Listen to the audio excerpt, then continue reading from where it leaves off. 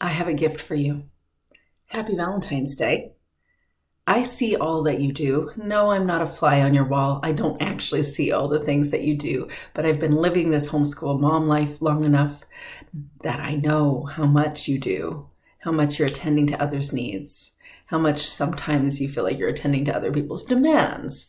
And sometimes you're addressing all the things outside of you, but not engaging you. You're not nurturing the nurturer. And I'm here to encourage you to do just that, to nurture the nurturer with practical tools, with practical strategies that you can include or learn to include and practice in your real homeschool mom life.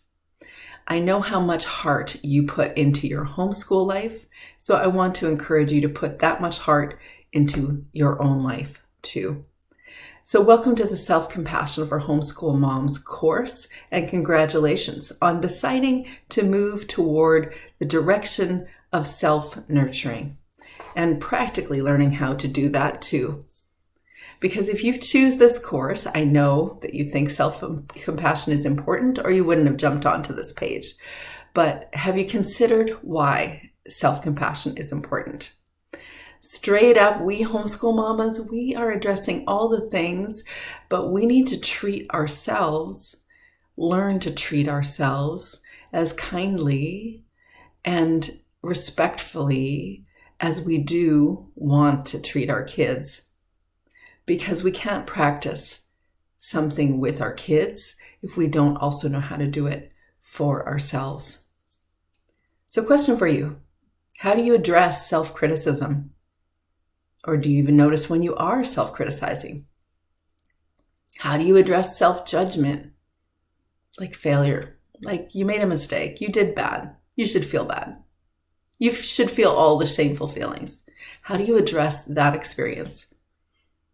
How do you address a not good enough feeling? Like what you're doing in your homeschool isn't good enough, or it's maybe not good enough in a certain relationship, or maybe it's not good enough for a certain task or a role that you play outside of homeschooling. How do you deal with guilt or perfectionism?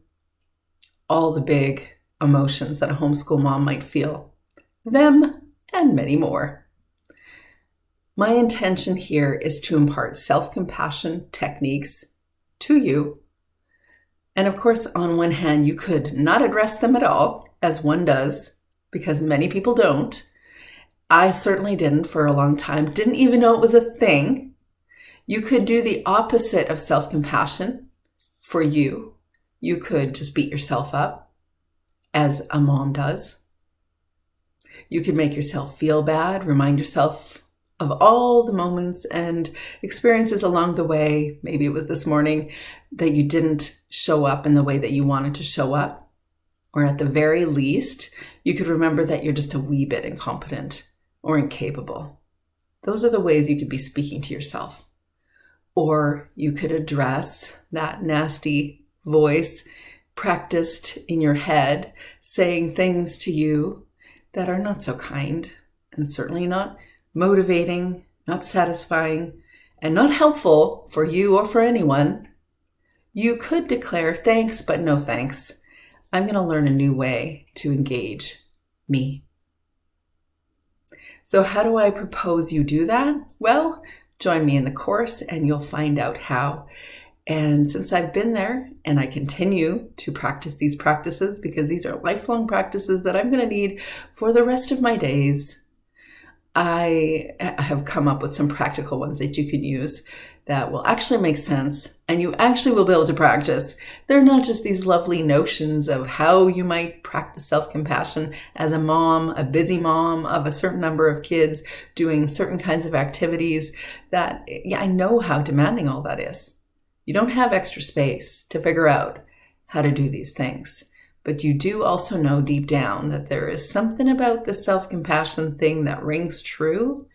And maybe if it worked, maybe it would shift how you showed up in your homeschool.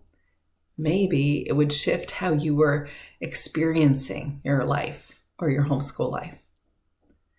So what do you actually do with those self-criticizing, self-judging, not good enough feelings, the shame or guilt or your perfectionist tendencies?